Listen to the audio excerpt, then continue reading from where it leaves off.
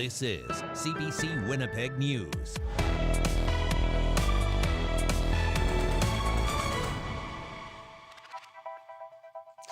Good evening. Thank you for joining us this evening. A post-secondary school in Winnipeg with more than 4,000 students is closing its doors. The province is pulling the plug on the Manitoba Institute of Trades and Technology, or MITT. It's blaming the decision on the federal government, which ordered a massive cut to international student numbers. CBC's Ian Fraze has reaction tonight. Every journey kicks off with a choice. The Manitoba Institute of Trades and Technology, or MITT, was part of the career journey for more than 4,500 students each year. But not for much longer. The school will be closing, leaving this former student surprised. There are some people here, they're gonna lose their job, right? And there are some students, they really want to go MITT, but now they had no chance. The provincial government pulled the plug after enrollment from international students cratered. They've had a net reduction of 61% of their student population. And that's just not, there's no backfilling that. Advanced Education Minister Renee Cable says the blame rests squarely with Ottawa. And when the federal government unilaterally decided to cut international students, it was devastating. And from day one, we've been advocating to the federal government that this policy change will have real-world effects on real people. MITT will wind down operations over the course of the next year. In the meantime, classes will continue, while some programs will transfer to RRC Polytech, but no decisions have been made. I want folks to feel reassured that we are not going to be losing training capacity for skilled trades. We're working through a transition. I am skeptical because I don't believe that the minister is going to be able to pull this off. While the Manitoba Heavy Construction Association says the school's closure flies in the face of a recent government announcement. The province was talking about how important it is to provide training, education and training for people who want to pursue careers in the construction industry. And then literally a day or two after, the very institution that is built around that mandate is allowed to close. MITT still has a billboard declaring now is greater than later. Now is about all this school has left. Ian Fraze, CBC News, Winnipeg. Meantime, immigration cuts are forcing Manitoba to refocus its provincial nominee program. Immigration Minister Malaya Marcelano says the program has been devoting more spots to temporary residents. That's at the expense of skilled workers from overseas who already have ties to Manitoba. Marcelino says that group has a higher retention rate. The province is focusing on the abundance of temporary workers here after Ottawa loosened restrictions amid a post-pandemic labor shortage. An immigration lawyer who spoke with CBC says Manitoba is right to create a pathway to permanent residency for temporary workers. To some extent, you have to say, if these people are making a contribution to our economy, if these people are making a contribution to our community, why should we prioritize others who aren't even here for people who are already here and contributing? The province is also prioritizing nominee spots for newcomers who have made arrangements with certain employers and municipalities. Officials and First Nations leaders are scrambling to find new classroom space for students in Berens River. The school in the eastern Manitoba Nation was recently destroyed by fire. As CBC's Josh Crabb reports, classes are canceled for now, but the goal is to get kids back to school as soon as possible. Oh my God. A bright orange inferno lit up the night sky early Tuesday in Berens River First Nation.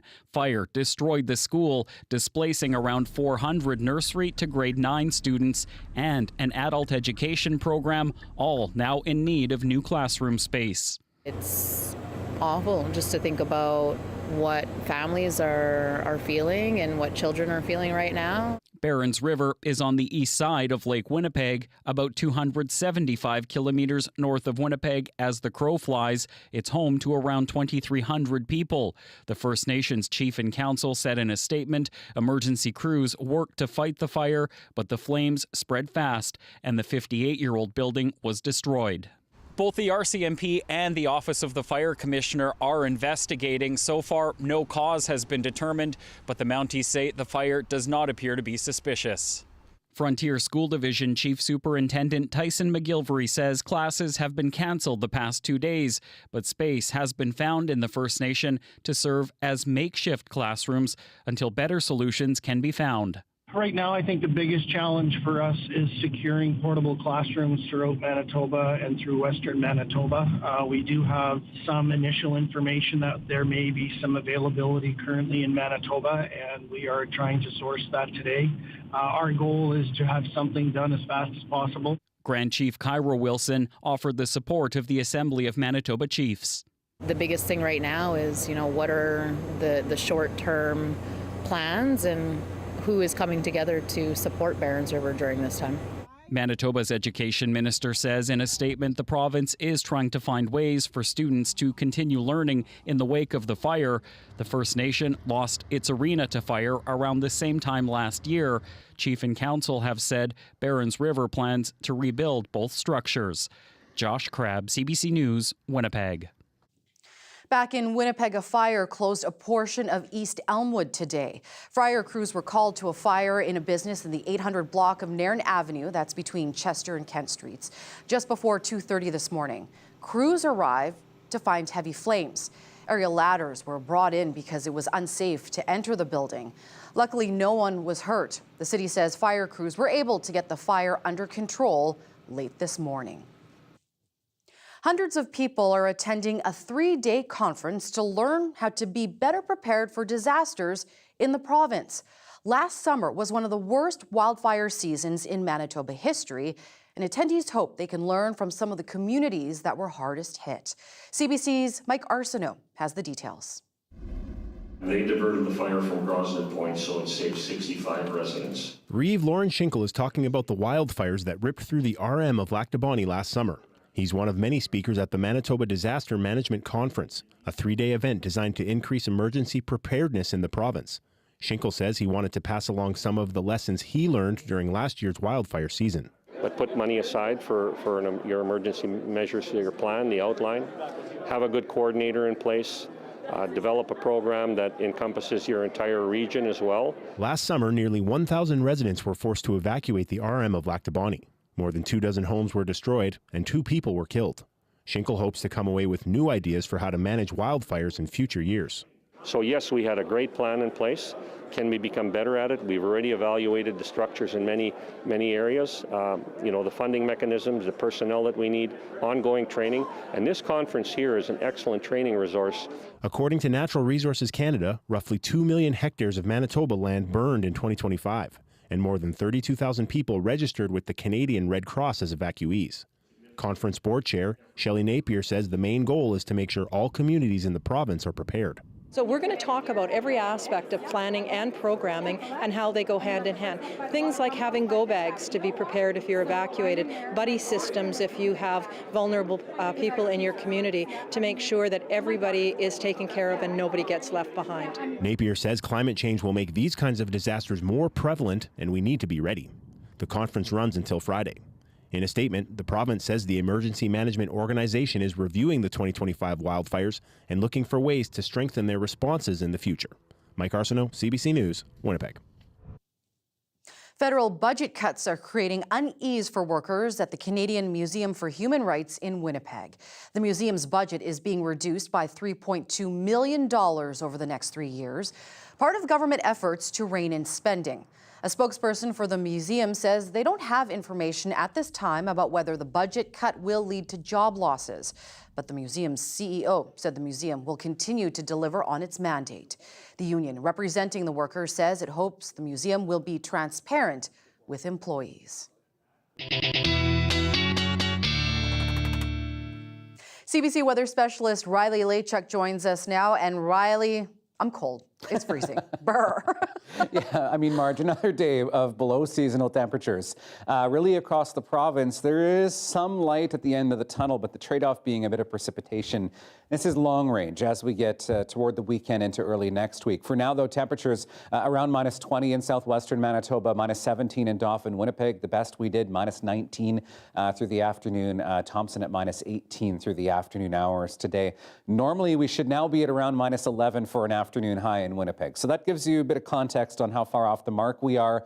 Like I said, there's a bit of a light at the end of the tunnel. We do have a couple of cold days yet to get through. -26 overnight in Winnipeg, closer to -30 in southwestern Manitoba overnight. And even though winds will be light through the overnight hours west at 10, that will drive wind chill values down to -35, 36 across the south again through the overnight hours. Waking up to -24, a bit of extra cloud cover first thing in the morning still across the Red River Valley and parts of the Interlake.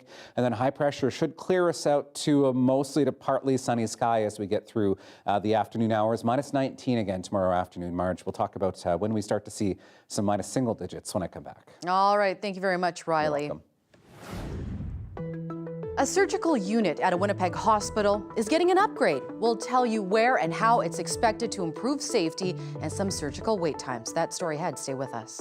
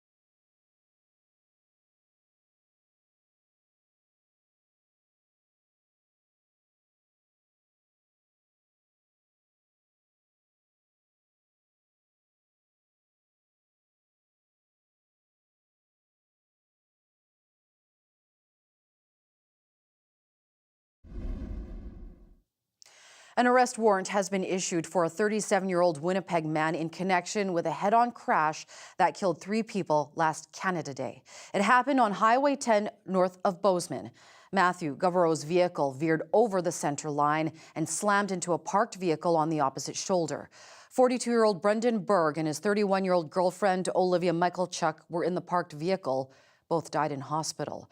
Berg was the bassist for Winnipeg band Royal Canoe. A 29-year-old man who was a passenger in Govereau's vehicle also died in hospital. RCMP haven't been able to find Govereau. Anyone with information is asked to contact police or Crime Stoppers. 2 women have died after crashing head-on Highway 8 in the Aram of St. Andrews. The women were in 2 different vehicles. Selkirk RCMP and other first responders were called to the area near Whitewold Road around noon yesterday. The 26-year-old driver of the northbound vehicle from the RM of Gimli died at the scene.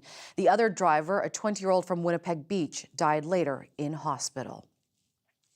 The surgical unit at the Victoria Hospital in Winnipeg is getting equipment upgrades expected to improve safety and some surgical wait times.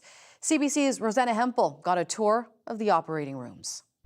Whereas in the integrated rooms, you could just grab it, move it up there and put it down where you want it. The busiest operating room at the Victoria Hospital will be the first to get an equipment upgrade. They're replacing decade-old gear with state-of-the-art technology this August at a cost of about $450,000, coming from the hospital foundation. For those of us that are using the equipment every day, it will be a massive difference. Dr. Chris Andrew leads the surgical team here. He says larger monitors with higher resolution will make it easier to operate, more efficient and safer too, for both patients and healthcare workers. What we would be looking at is possibly better outcomes, possibly a lower complication rates, and possibly an increased number of surgeries that we can do at this hospital. About 6,000 endoscopies and 7,000 surgeries are performed in the hospital's 7 operating rooms each year. It's the cords across the floor. 2 of those operating theaters, including this one, which have even older technology, are expected to get similar upgrades. Foundation CEO Jessica Miller says they're simultaneously gearing up for the emergency room to reopen next year. They're actually already doing some superficial renovations in the urgent care currently, but we're looking at doing more physical adjustments, expanding the building, expanding the parking lot. But first, the foundation continues to fundraise an additional $2 million to renovate all of the remaining operating rooms. Rosanna Hempel, CBC News, Winnipeg. As Brandon residents brace for a property tax increase, the city's police service is preparing to spend nearly $500,000 on body-worn cameras as part of a multi-year technology upgrade. Brandon Police Service is requesting $440,000 from City Hall. Inspector Jason Dupuis says the service wants to start rolling out cameras by early April, with 65 in place by September. It's part of a major upgrade to the force's digital evidence system.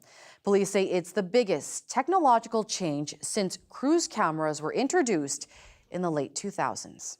This is probably one of the biggest things that, in my career policing, one of the most drastic things that will change the way we police to an extent.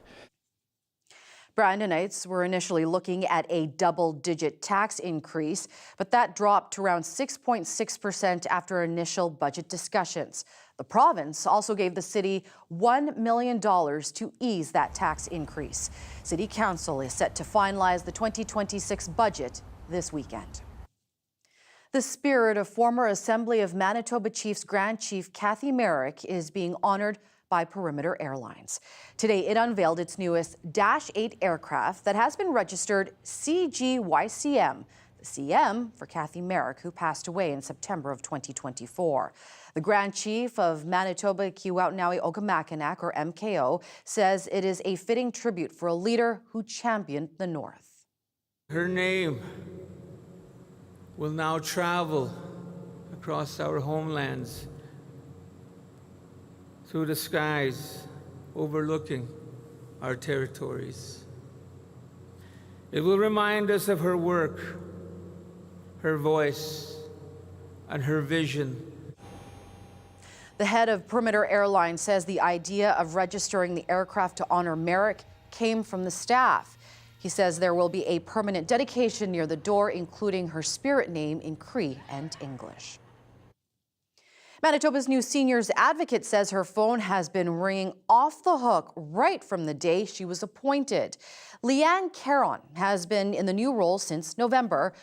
Despite not yet having staff or even a permanent office, she's received 50 calls from seniors and their families. Caron spoke to the Manitoba Legislative Affairs Committee. She says it is a sign there is a need out there in the community. Caron is in the process of hiring staff and finding a permanent office.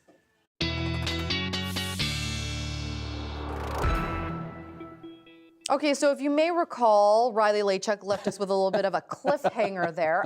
Single digits. When was the last time we saw that, and when is it happening? Minus single digits, and the time frame right now, early to mid next week. Okay. There's a bit of weather to get through in between now and then, which does actually bring in some of this warmer air as we get into the weekend time frame, March. For now, though, we're looking at the cold remaining in place.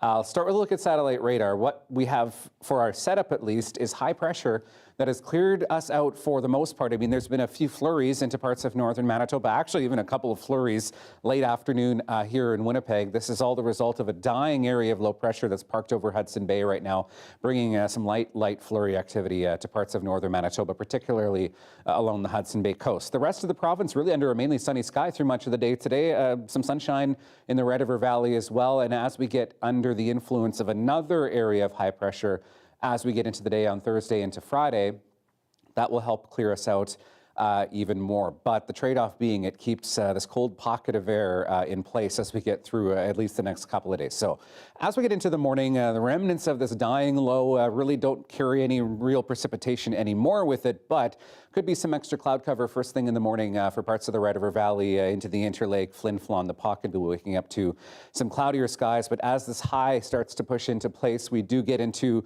some somewhat sunnier skies as we get through into the day on Friday in particular. But things are changing, which is why we're going west for a moment here. As we get into Saturday, a developing area of low pressure over Alberta will start to push its way eastward. It's looking like at this point either some periods of light snow as we get through the afternoon hours on Saturday, or some flurries. This one doesn't pack much of a punch, but there could be the risk, particularly into Saskatchewan, where we do get into some freezing rain as we get into some warmer air. That warmer air does stay to the west, though, so I'm expecting that we'll likely see this mainly as a snow event as we get into the day on Saturday into parts of southern Manitoba. So the upper level setup is this ridge that really remains in place. It locks into place over the U.S. Midwest, and that is keeping some of that warmer air to the west and us just inside some of that colder air. So that marks a return to closer to seasonal conditions as we get into the weekend, into early next week, but then a warm up into more like the 7-day forecast. So first thing in the morning tomorrow, temperatures around minus 25 across much of the south, could inch closer to minus 30 into southwestern Manitoba, Thompson into Gillam, potentially looking at minus 29. The wind chill values into the minus 30s once again, first thing in the morning, Marge. And then there's a bit of a warm up here, as I showed you in the long range Saturday into Sunday, temperatures back to minus 10. All right, thank you very much, Riley. You're welcome. Woo! Stay with us. CBC Winnipeg News is back right after this.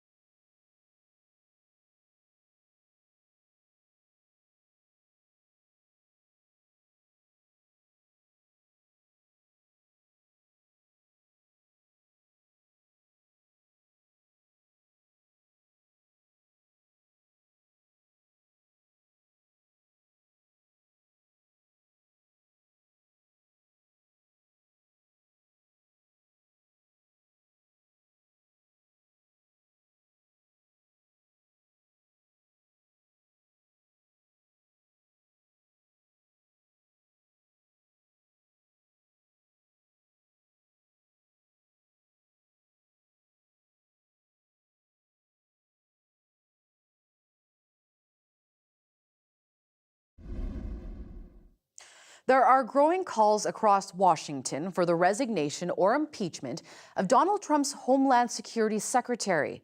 Kristi Noem is being widely blamed for the heavy-handed immigration enforcement crackdown in Minnesota, including the deaths of 2 U.S. citizens. The president had signaled a willingness to ease tensions, but as Katie Nicholson reports, he's now facing new criticism for some comments Tuesday night. We just rolled by 40th and Portland and don't see anything. Is there Kagan Recker listens to the community dispatch for possible ICE activity. He's one of hundreds of Minnesotans volunteering to keep immigrant neighbors safe. There's been a lot of people taken from the South Minneapolis area, so I'm just running laps and I'm, keeping eyes on cars, making sure everything's safe. Even though the U.S. president signaled Tuesday there might be a de-escalation of immigration enforcement, little appears to have changed on the ground, days after federal border agents shot and killed 37-year-old Alex Preddy.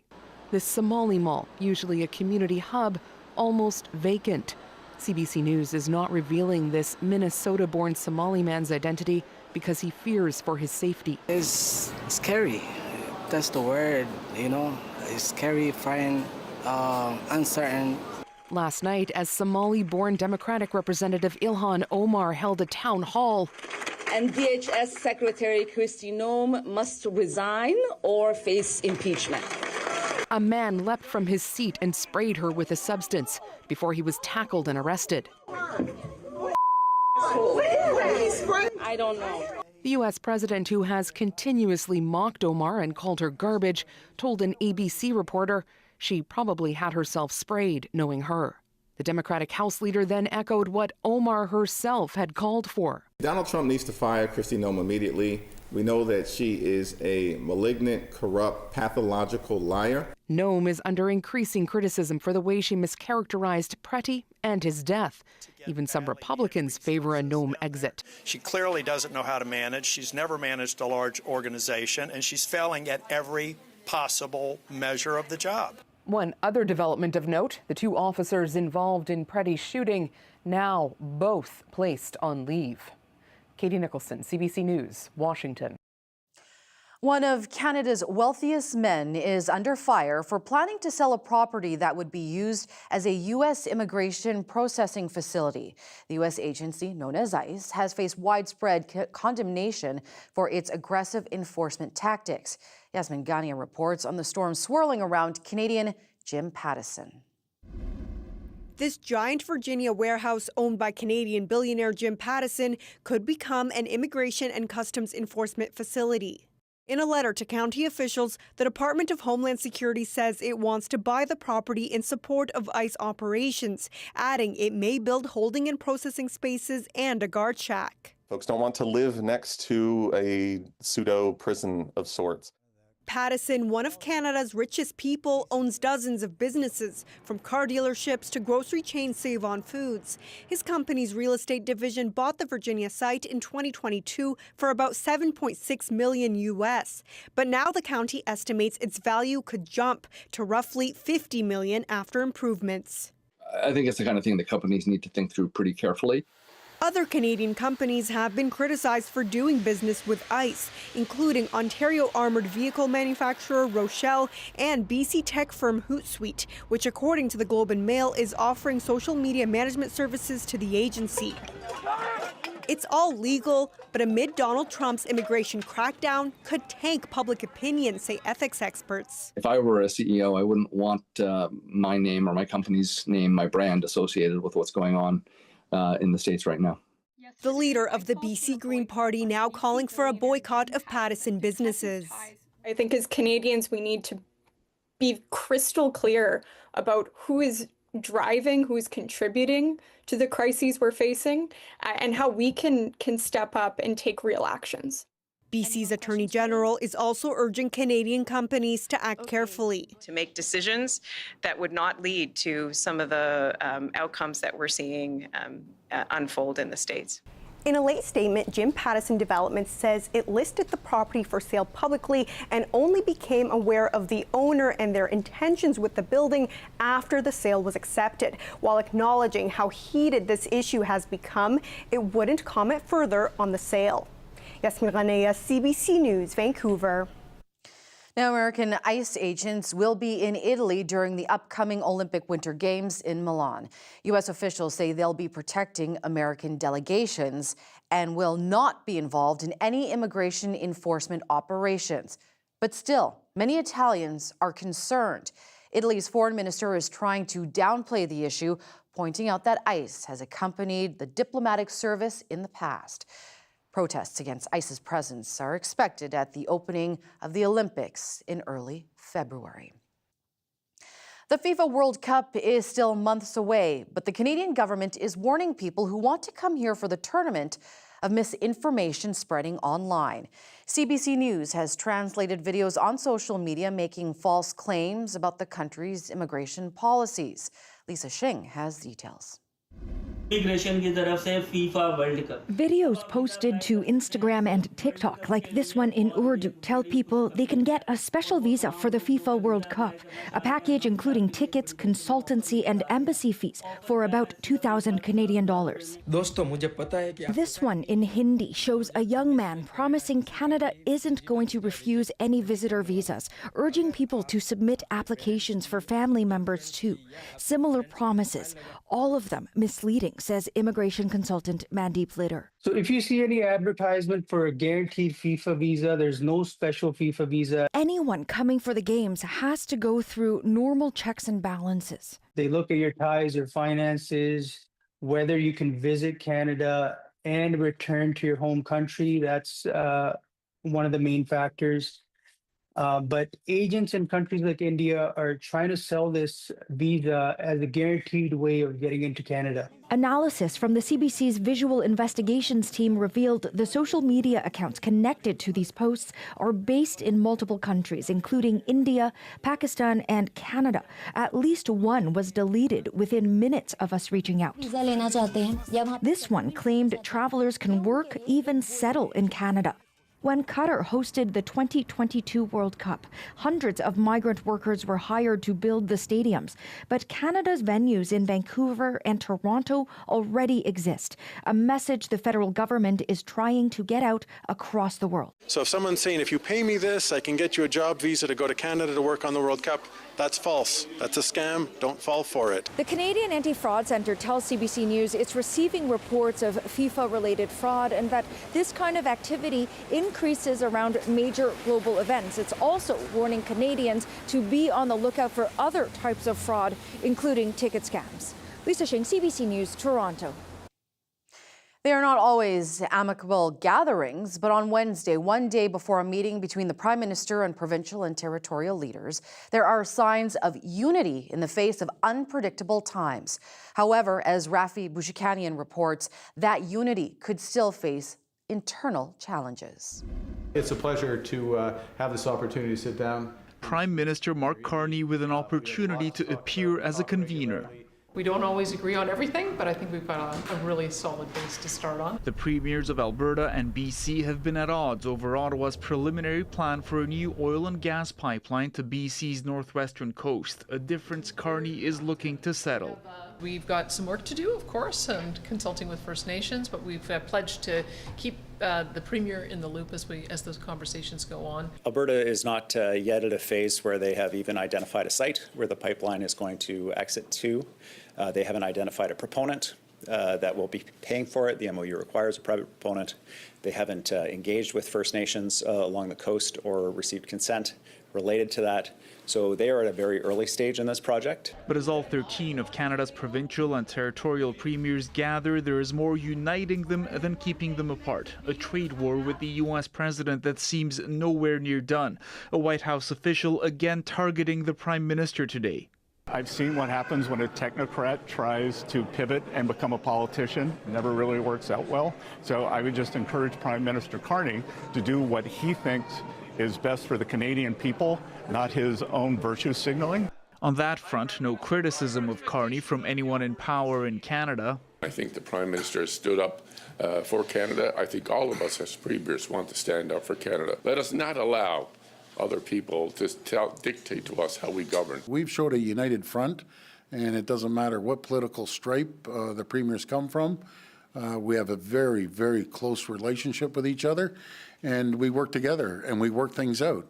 But that unity will likely be tested further in the months to come. An American official commented recently on how he's keeping an eye on Alberta's separatist movement. And a Quebec provincial election expected later this year still has the Sovereignist Parti Québécois ahead in the polls, and it's promising to hold a referendum on Quebec separation. Rafi Bujikani on CBC News, Ottawa. The Bank of Canada is holding its benchmark interest rate at 2.25% as inflation remains stable and the economy adjusts to American tariffs. The bank's governor, Tiff Macklem, made the announcement today. Our forecast for economic growth and inflation in Canada has not changed significantly since our October projection. As the Canadian economy continues to adjust to U.S. trade restrictions, we expect the economy to grow modestly and inflation to stay close to our 2% target. However, uncertainty around our forecast is heightened. Macklem said uncertainty remains unusually high because of upheaval in international relations, as well as the upcoming trade talks with the U.S. He said it is too early to tell how the Canadian economy will adjust. Canada's flag bearers for the opening ceremony of the upcoming Winter Games in Italy have been chosen. We'll tell you who coming up after the break. Stay with us.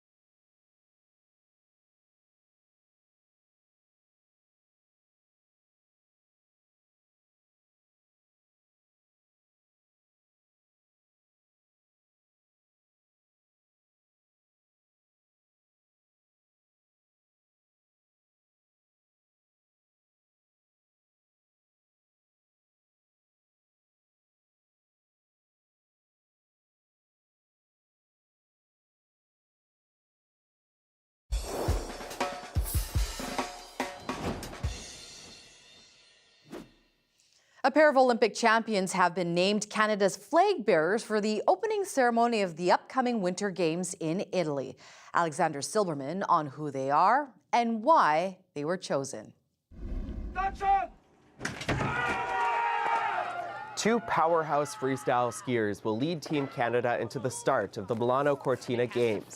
Olympic champions Mikael Kingsbury and Marielle Thompson were unveiled as flag bearers.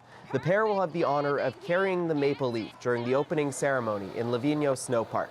I had goosebumps. And to be selected is really special and incredible. This is the fourth Olympics for the skiers, who both made their debut in Sochi in 2014. They're the same age, both 33, and their successful careers started at the same time. Team Canada says Thompson and Kingsbury were selected not only for their performance, but also for career longevity in challenging sports. Thompson, a two-time medalist in ski cross from Whistler, BC, won gold in Sochi and silver in Beijing. She has 36 World Cup wins. Her career is marked by challenges after bouncing back from two serious ACL injuries that required intensive surgery. So to be able to lead Canada after overcoming a lot of things this past year is really special, and I can't wait. Just this past weekend, Thompson had her 74th career World Cup podium, ranking her second all-time in ski cross. Kingsbury, her co-flag bearer, is also coming off a milestone finish. The Quebecer recently earned his 100th World Cup victory, the first freestyle skier to accomplish that feat. He's widely considered the greatest mogul skier of all time. Kingsbury has medaled at all three Olympics he's competed in: silver in Sochi in 2014, gold in Pyeongchang in 2018, and silver in Beijing in 2022. He says becoming a flag bearer is a recognition that stands out. The best honor I've ever received in my life, and as a Canadian in sport, I think this is one of the biggest you can get. Kingsbury will have two opportunities to medal in Milano Cortina since the dual moguls event was added, where two skiers compete side by side on the same course. Both of Canada's flag bearers will be athletes to keep a close eye on as top contenders to reach the podium. Alexander Silberman, CBC News, Regina. Now you can catch the opening ceremony of the 2026 Olympic Winter Games live on February 6th, right here on CBC Television.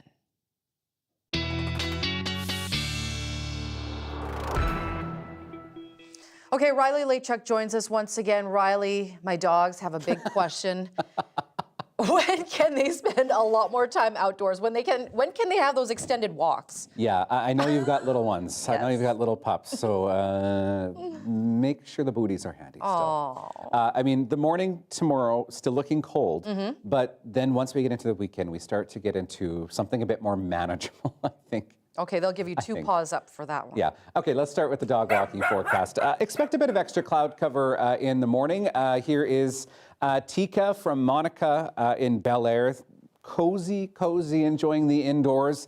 You can send yours to talkback at cbc.ca. And I'm getting a little bit backlogged with so many that I've been getting, which is a really nice problem to have, but means might be waiting a bit till I get to yours. So just like I said last night, just be patient because I will try to get to everybody as soon as I can. -19, a mix of sun and clouds into the afternoon tomorrow. And looking at a bit more clearing as we get into the evening hours, but temperatures will remain cool as we get right into the early part of the weekend at least. And you can see how far south some of that cold air really digs.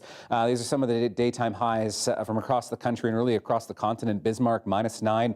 +7 in Calgary, -7 in Edmonton, double digits, 11 degrees in Seattle, Nashville, Kansas City into the single digits. That is also below seasonal for this time of the year. So this cool air having a very large impact on the continent, and we are looking at things starting to let up a bit as we get into the weekend here, at least for our neck of the woods anyway. So as we get through the night tonight, the possibility of some fog patches in the west tonight through Brandon into Dauphin, so keep that in mind. Temperatures dropping close to -30 overnight tonight through Brandon, Verdon, into into Melita, minus 26 in Dauphin. There's the chance of maybe a couple of fog patches into the Red River Valley as well, but I think the best chance for that into western parts of the province overnight tonight. Kenora, Dryden, maybe a few flurries overnight, minus 23, Red Lake at minus 24. And temperatures dropping close to minus 30 once again overnight in northern Manitoba, minus 27 in Thompson, Shamattawa at minus 32. Maybe a couple of stray flurries yet to come in Norway House into Island Lake through the overnight hours, but that chance decreases as we get into the morning. Out of some of this cloud cover in the north tomorrow, maybe a couple of scattered flurries as well, particularly through Flin Flon and the Paw, but I am looking at a mix of sun and clouds as we get through tomorrow. Minus 19 in Thompson, lots of sunshine for northern and northeastern Manitoba as we get through the day tomorrow. Gillam at minus 20 by the afternoon. In the south, a bit of extra cloud cover, like I mentioned, first thing in the morning. Then we're looking at a mix of sun and clouds pretty generally as we get through the afternoon, and temperatures minus 17 to minus 19 degrees, some minus 16s Marge into northwestern Ontario, and winds lightening up as we get through tomorrow. All right. Thank you very much, Riley. You're welcome. Well, imagine being pulled full speed behind a horse on a snowboard. It's called Skijoring. Horses, dogs, or other animals pull skiers and snowboarders down a race course doing jumps and tricks. Winnipeg's Cam Gladish was one of many participants at an event in Banff, Alberta earlier this month. Marcy Marcusa spoke with him from Calgary. It was pretty quick. I was pretty like happy to be there and pretty like fond of how like fast horses can pull you. So yeah, after that first one in Banff, like I was pretty hooked. And then yeah, they can pull you really fast. Like even in Banff, I think they're probably going like 60-70%. So like there's still a lot more horsepower they could be putting in if they really wanted to. So it's pretty impressive, actually. It's just wild. Now, I'm trying to describe this to the radio listeners. So it's a long rope that's attached to the back of the person on the horse that's riding, right? And then you go pulls you straight. Their saddle. Yeah. Okay, so go on, tell me. So then it slides you from a straight, you kind of build up the speed, and then you veer onto like a ramp, I guess, or a hill, right? Yeah, so, I mean, there's kind of plenty of different ways that it kind of happens, but essentially the horse rider will attach to their horn on their saddle, and then from there, it's not tied or anything, they're just holding it.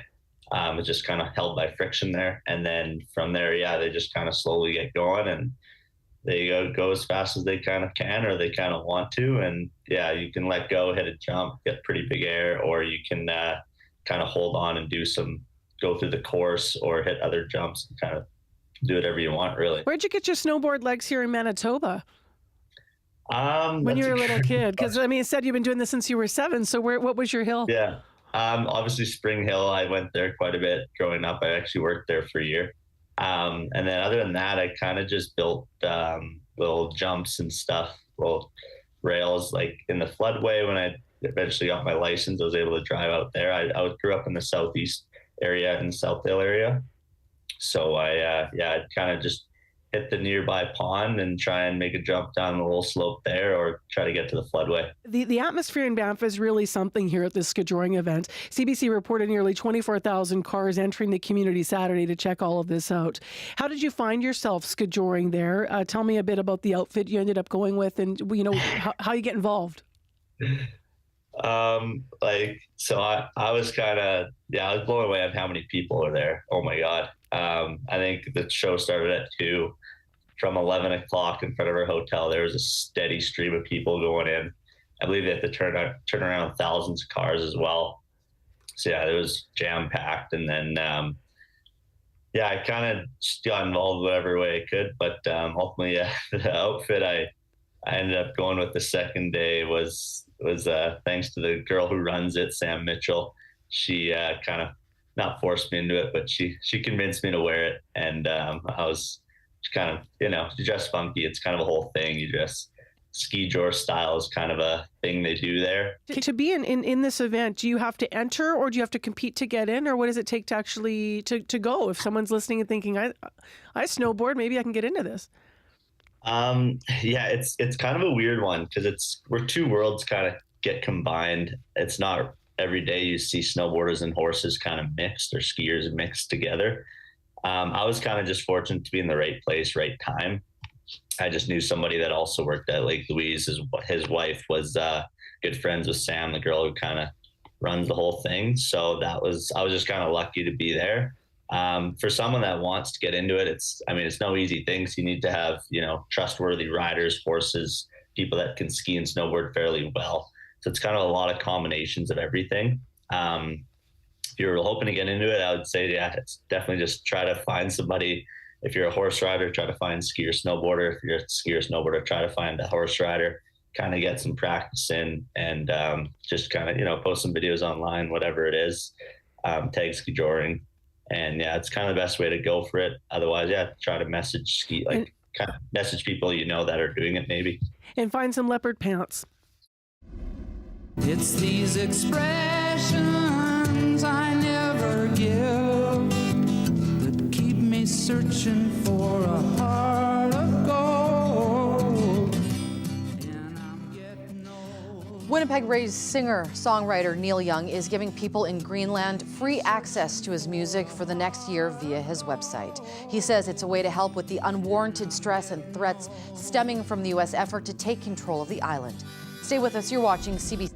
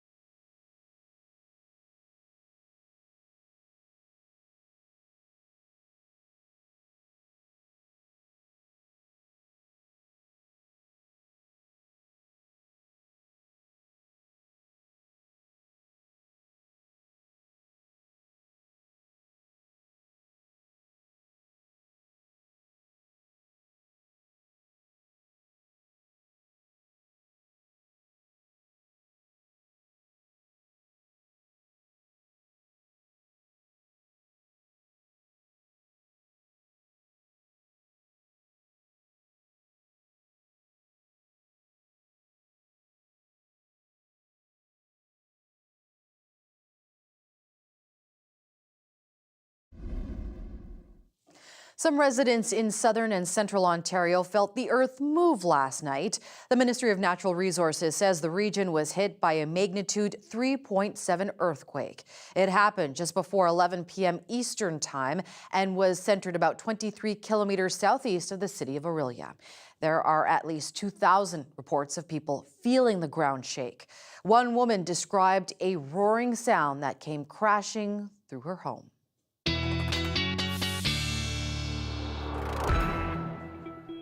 All right, time for your 7-day forecast, and I promised a bit of a warm-up as we get into the 7 days, so here that is. So, I mean, a couple of days yet where we're below seasonal for this time of the year. Minus 19 for Thursday, minus 18 into Friday. There's that chance of some precipitation as we get Saturday, Sunday, minus 11 for Monday. Then maybe you'll like these numbers. Minus 7, chance of some flurries as we get into Tuesday at this point, and Wednesday looking cloudy, and minus 9. And I have a weather picture for you as well. Lily took this one just outside the Rady Center of this hawk, just enjoying the tree. You can send your pictures, as always, your corner of the province. I love to see it at talkback@cbc.ca. And hopefully not too cold. Yes. Well, you may be familiar with the TV series BattleBots. It's a show where people build remote-controlled machines and then duke them out with other bots in an arena. Well, in Saskatoon, that series became reality for some BattleBot enthusiasts. This is our Daily Lift.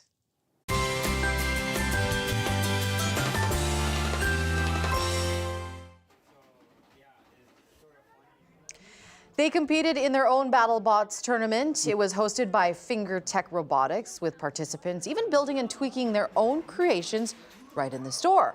One of the organizers says it's a great event for everyone to try out.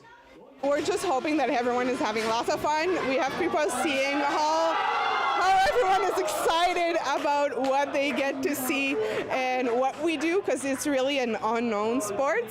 So it's fun to talk about it and see how it can be fun for people that are not necessarily into regular sports, but something more intellectual. Warner says kids are intrigued by seeing the destruction and sparks flying on the bots.